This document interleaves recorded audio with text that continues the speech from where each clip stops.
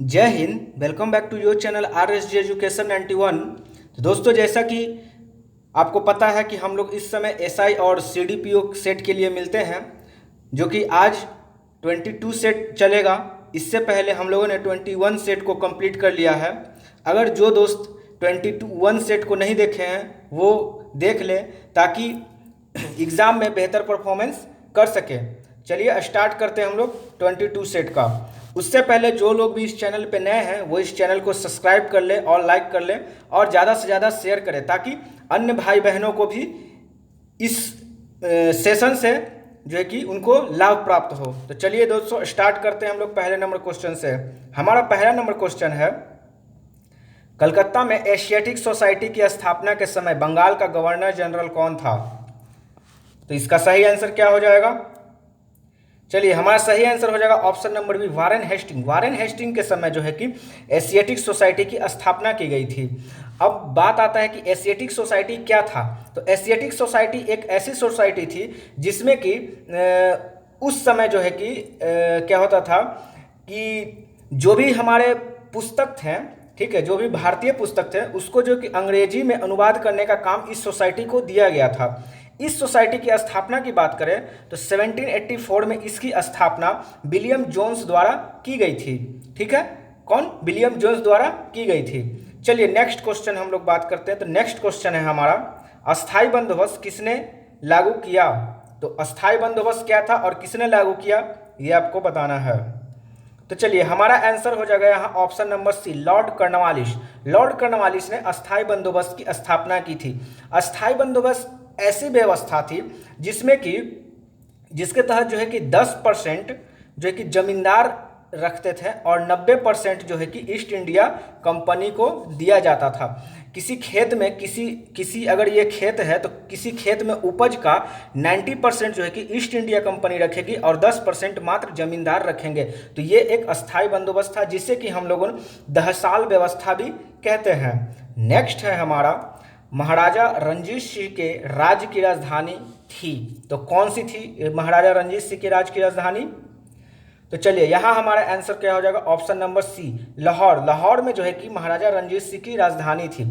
अब महाराजा रणजीत सिंह के बारे में कुछ देख लेते हैं। तो महाराजा रणजीत सिंह की अगर जन्म की बात करें तो उनका जन्म जो हुआ था 13 नवंबर 1780 ईस्वी में गुजरावाला गांव में एक सुरचकिया, क्या था? शुकर चकिया मिसल के जो मुखिया थे महासिंह, इनके घर में हुआ था। अर्थात हम कह सकते हैं कि महाराजा रणजीत सिंह के पिता का नाम क्या था? महासिंह। ठीक है, और इसने अपनी राजधानी लाहौर में बनाई थी। नेक्स्ट क्वेश्चन, नेक्स्ट हमारा है, किस युद्ध में भारत ने ब्रिटिश प्रभुत्व को प्राप्त किया? ब्रिटिश प्रभुत्व को कब प्राप्त किया था? तो इसका आंसर क्या हो जाएगा? चलिए, हमारा आंसर ऑप्शन नंबर बी हो जाएगा, पलासी के युद्ध।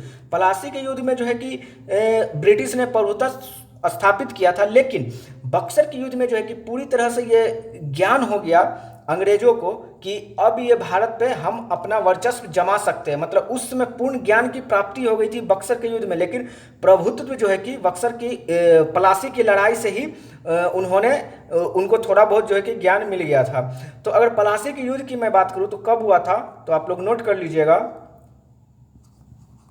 23 जून 1757 को पलासी की युद्ध हुई थी। और बक्सर के युद्ध की बात करें तो 22 अक्टूबर 1764 में। ठीक है, चलिए नेक्स्ट क्वेश्चन। नेक्स्ट हमारा है, वास्को डी गामा कालीकट किस वर्ष आया था? तो यहां हमारा आंसर क्या हो जाएगा? चलिए, यहां हमारा आंसर हो जाएगा ऑप्शन नंबर ए, 1498 में जो है कि वास्को डी गामा कालीकट पहुंचे थे। कालीकट कहां पड़ता है? तो कालीकट केरल में पड़ता है। और आपसे एग्जामिनर ये भी पूछता है कि कालीकट में जो पहुंचे थे तो इनका स्वागत किसने किया था? तो वहां के राजा जो है कि जेमोरियन, क्या था?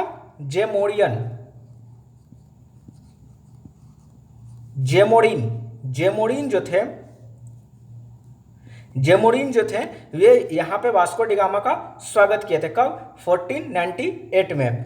नेक्स्ट क्वेश्चन है हमारा, सिंधु घाटी सभ्यता संबंधित है तो किससे संबंधित है? कौन से काल से संबंधित है सिंधु घाटी सभ्यता? तो चलिए यहाँ हमारा आंसर हो जाएगा ऑप्शन नंबर ए, प्राग ऐतिहासिक काल। प्राग ऐतिहासिक काल उस काल को कहते हैं जिसमें कोई लिखित साक्ष्य नहीं मिला था, ठीक है, जिसमें कोई लिखित साक्ष्य नहीं मिले था उससे हम लोग प्राग ऐतिहासिक काल कहते हैं। नेक्स्ट हमारा है, भाषा के आधार पर राज्य पुनर्गठन आयोग की स्थापना कब की गई? तो चलिए हमारा आंसर यहाँ हो जाएगा ऑप्शन नंबर बी, 1953। 1953 में जो है कि भाषा के आधार पर राज्य पुनर्गठन आयोग की स्थापना की गई थी। इस आयोग में जो है कि टोटल 3 लोग थे, जिसमें से एक थे अबू फजल नहीं थे, फजल अली थे, फजल अली,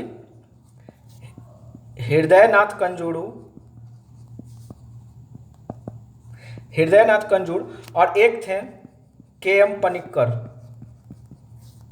आप लोग इसे नोट कर दीजिएगा क्योंकि एग्जाम में आपसे पूछ सकता है कि भाषाई आधार पे जो है कि 1953 में राज्य पुनर्गठन की स्थापना हुई थी, उसके अध्यक्ष कौन थे? तो अध्यक्ष थे हमारे कौन?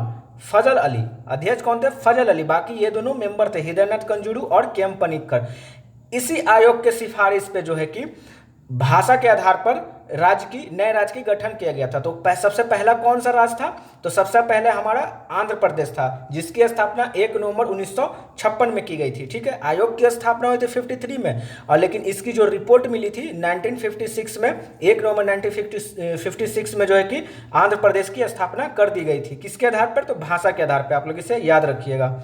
नेक्स्ट हमारा है, भारतीय संविधान के मूल कर्तव्य लिया गया है, तो कहाँ से लिया गया, किसके संविधान से लिया गया, ये आपको बताना है। तो चलिए हमारा आंसर यहाँ हो जाएगा सोवियत संघ अर्थात रूस से जो है कि भारतीय संविधान के मूल कर्तव्य लिए गए हैं। अब हम लोग थोड़ा मूल कर्तव्य के बारे में समझ लेते हैं कि मूल कर्तव्य का कितने भाग में है और कितना आर्टिकल है इसका।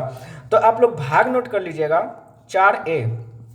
4A जो है इसका मूल कर्तव्य है। और अगर हम इसके आर्टिकल की बात करें तो इसका आर्टिकल है 51A, ठीक है। 51A इसका आर्टिकल हो गया और मूल ये आपका भाग हो गया 4A, ठीक है। अब प्रश्न ये होता है, क्वेश्चन आपसे ये भी पूछ सकता है कि मूल कर्तव्य जो है कि किसके सिफारिश पे लाया गया था। तो आप लोग नोट कर लीजिएगा, स्वर्ण सिंह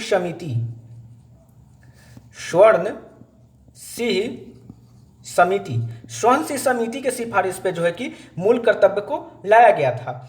अब ये सिफारिश जो है कि कितनेवां आर्टिकल से था, ये भी आपसे क्वेश्चन पूछ सकता है। तो आप लोग नोट कर लीजिएगा, 42वां संविधान संशोधन के द्वारा जो है कि स्वर्ण सिंह समिति के सिफारिश पे मूल कर्तव्य को लाया गया था। अब इसमें एक प्रश्न और बनता है दोस्तों, इसमें एक प्रश्न और है कि हमारे जिस समय मूल संविधान था, अर्थात जिस समय प्रारंभ में संविधान था, उसमें जो कि टोटल मूल कर्तव्य की बात करें तो मूल कर्तव्य 10 था, लेकिन अभी वर्तमान में जो है कि 11 है। तो ये 11 जो कितनामा संविधान संशोधन के द्वारा जोड़ा गया है और 11 में है क्या, ये भी आपसे प्रश्न पूछता है।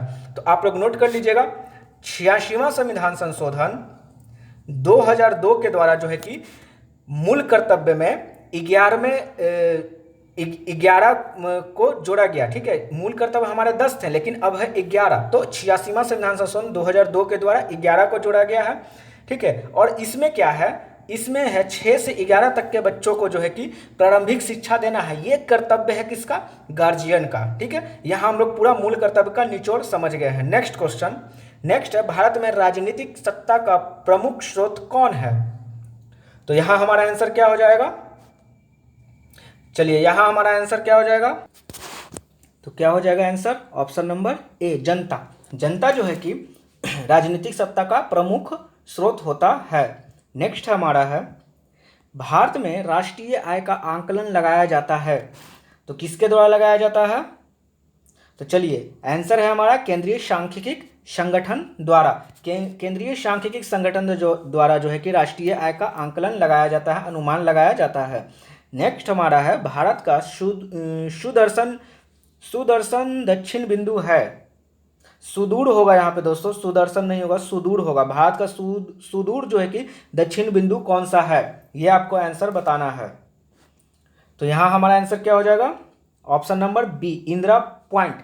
इंदिरा पॉइंट जो है कि सुदूर दक्षिण है। अगर आपसे क्वेश्चन पूछता कि यहाँ पे देखिए 2 तरह के क्वेश्चन होते हैं, ठीक है। एक है आपका इंदिरा पॉइंट के बारे में पूछा है, जो कि भारत के सुदूर दक्षिण में पूछा है। और एक आपसे पूछता मूल, जो है कि भारत के मूल बिंदु पर, भारत के क्वेश्चन आप लोग ध्यान से सुनिएगा, क्वेश्चन पूछेगा कि भारत के मुख्य भूमि पर जो है कि सबसे सुदूर दक्षिण बिंदु कौन सा है, तो हमारा आंसर क्या जाएगा, कन्याकुमारी, जो कि तमिलनाडु में, ठीक है, तमिलनाडु, ठीक है।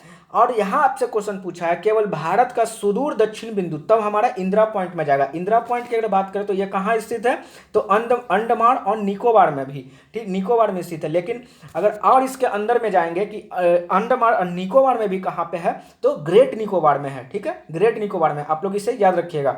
अब मैं आपको एक चीज और बता दे रहा हूँ यहीं पे, ये देखिए, ईस्ट वेस्ट नॉर्थ साउथ, तो मैंने साउथ का तो देख लिया, इंदिरा पॉइंट अगर ऑल ओवर पूछेगा तो, और अगर मुख्य भूमि पर पूछेगा तो कन्याकुमारी। ईस्ट में अरुणाचल प्रदेश में जो है किबुथी है, आप लोग लिख लीजिए, मैं बोल दे रहा हूँ किबुथू, ठीक है। फिर अगर नॉर्थ की बात करें तो इसमें है इंदिरा कॉल, जो कि सियाचिन के पास है। और अगर वेस्ट की बात करें तो गुहार मोती, जो कि गुजरात में पड़ता है। चलिए नेक्स्ट क्वेश्चन, नेक्स्ट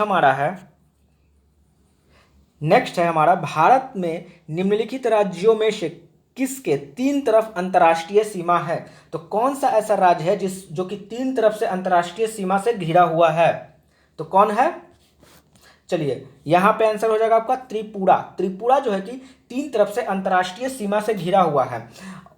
और मैं एक इंफॉर्मेशन यहीं पे दे देना चाह रहा हूं दोस्तों, अगर आपको हमारे कितने राज्य जो है कि अंतर्राष्ट्रीय सीमा से जो है कि सटे हुए हैं, अंतर्राष्ट्रीय सीमा से सटे हुए हैं, कितने ऐसे देश हैं या फिर हमारे कितने ऐसे राज्य जो अंतर्राष्ट्रीय सीमा से सटे हुए हैं, तो इसका मैंने एक बहुत ही बेहतरीन ट्रिक बनाया है, जो कि आपको प्लेलिस्ट के ट्रिक बॉक्स में जो है कि आपको मिल जाएगा। वैसे मैं इसका डिस्क्रिप्शन जो है कि आपको टेलीग्राम पे तो आपको मिलेगा ही, टेलीग्राम चैनल पे, और आपको डिस्क्रिप्शन बॉक्स में भी इसका लिंक मैं दे दूंगा, ताकि आप वहां से जाकर संपूर्ण जो है कि राज्य जो है कि कितने देश से सटे हुए आपको बेहतरीन तरीके से याद हो जाएगा। चलिए नेक्स्ट क्वेश्चन की बात करते हैं। महाविस्फोट सिद्धांत संबंधित है, तो महाविस्फोट सिद्धांत किससे संबंधित है, तो यह हमारा आंसर हो जाएगा ब्रह्मांड की उत्पत्ति से। महाविस्फोट सिद्धांत जो है कि ब्रह्मांड की उत्पत्ति से संबंधित है। महाविस्फोट सिद्धांत बिग बैंग थ्योरी को कहते हैं, ठीक है। इसमें जो है कि ऐसा बताया गया है कि ब्रह्मांड की उत्पत्ति आकाशगंगा तथा सौर मंडल का जो है कि उत्पत्ति इसी बिग बैंग थ्योरी से हुई है, ठीक है। अगर इसके सिद्धांत की मैं बात करूं कि ये थ्योरी कौन दिया है, तो जॉर्ज लेमेतर, कौन दिया है, जॉर्ज लेमेंटियर ने दिया है, ठीक है।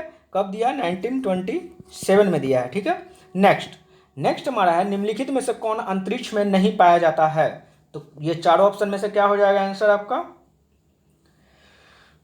चलिए option number B, brittle star जो है कि अंतरिक्ष में नहीं पाया जाता, जबकि पल्सर, ब्लैक होल और क्वासर ये तीनों अंतरिक्ष में पाया जाता है। पल्सर, ब्लैक होल और क्वासर और पल्सर जो है कि एक तारा है, और ब्लैक होल भी एक तारा का जो है कि क्या बोलते हैं कि असक्रिय रूप है, ठीक है। चलिए नेक्स्ट क्वेश्चन, अच्छा, और ये ब्रिटल स्टार क्या है, तो ब्रिटल स्टार एक समुद्री स्टार है, ठीक है, सी स्टार इसको कह सकते हैं, समुद्री स्टार इसे कह सकते हैं, जो कि एक जीव द्रव्य है, मतलब एक जीव है, समुद्री जीव है ब्रिटल स्टार। नेक्स्ट हमारा है, नेक्स्ट की बात करें, नेक्स्ट है हमारा, चालक की विद्युत प्रतिरोधकता की इकाई क्या है, तो क्या हो जाएगा यहाँ आंसर, ऑप्शन नंबर डी, ओम जो है कि चालक का विद्युत प्रतिरोधकता इकाई है ओम। नेक्स्ट है, पहला पृथ्वी शिखर सम्मेलन कहाँ हुआ था, तो ये शायद सभी को पता होगा कि रियो डी जेनेरियो में हुआ था। अब मेरा आपसे प्रश्न है कि रियो डी जेनेरियो जो है कहाँ पे स्थित है, ठीक है, और ये जो सम्मेलन हुआ था पहली बार कब हुआ था, और इसमें कितने देश ने भाग लिया था, ये सारे आंसर जो है कि हमको डिस्क्रिप्शन बॉक्स में चाहिए। नेक्स्ट हमारा है, राष्ट्रीय पर्यावरण अभियांत्रिक शोध संस्थान उपस्थित है, तो कहाँ उपस्थित है, तो चलिए आंसर हो जाएगा हमारा ऑप्शन नंबर डी, नागपुर में स्थित है राष्ट्रीय पर्यावरण अभियांत्रिक शोध संस्थान।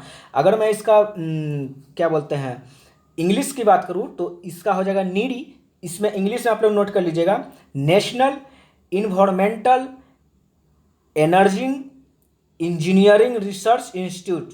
फिर से मैं एक बार रिपीट कर रहा हूँ, national environmental engineering research institute. इसका कार्य जो है कि पर्यावरण विज्ञान और जो इंजीनियरिंग से संबंधित जो अनुसंधान है इसके बारे में ये बताता है। नेक्स्ट हमारा है सबसे बड़ा स्तनपायी कौन सा है। तो यहाँ हमारा आंसर क्या हो जाएगा, यहाँ हमारा आंसर हो जाएगा व्हेल। व्हेल मछली जो है कि सबसे बड़ा स्तनपायी जीव है। ये अंडे नहीं देती है, ये अपने क्या देती है, तो बच्चे देती है। ठीक है, नेक्स्ट क्वेश्चन, नेक्स्ट और लास्ट है, मैडम क्वेरी ने खोज की थी। तो मैडम क्वेरी ने किस चीज़ की खोज की थी, सही बात है, रेडियम की खोज की थी। इस तरह से हम लोगों ने पूरा 20 क्वेश्चन के सीरीज को कंप्लीट कर लिया है। आपका इसमें कितना मार्क्स आता है ये आप लोग जरूर शेयर कीजिएगा कमेंट बॉक्स में। चलिए दोस्तों, मिलते हैं हम लोग नेक्स्ट वीडियो में। उससे पहले जो लोग भी इस चैनल पे नए हैं वो इस चैनल को सब्सक्राइब कर ले, लाइक कर दें और क्या करें, शेयर भी कर दें, ताकि अन्य भाई बहनों को भी इसका सेट का लाभ मिल सके। और जो लोग इस अभी नए हैं, इससे पहले जो है कि हम लोगों ने और भी सेट किया है, वो उसे आप लोग जाकर देख ले। इससे पहले हम लोगों ने टोटल 21 सेट का सेट कर लिया है, आज हम लोग ने 22वां सेट किया है। तो इससे पहले वाला सेट भी आप लोग देख ले, ताकि आप लोग ज़्यादा से ज़्यादा लाभ पा सके। चलिए दोस्तों, जय हिंद।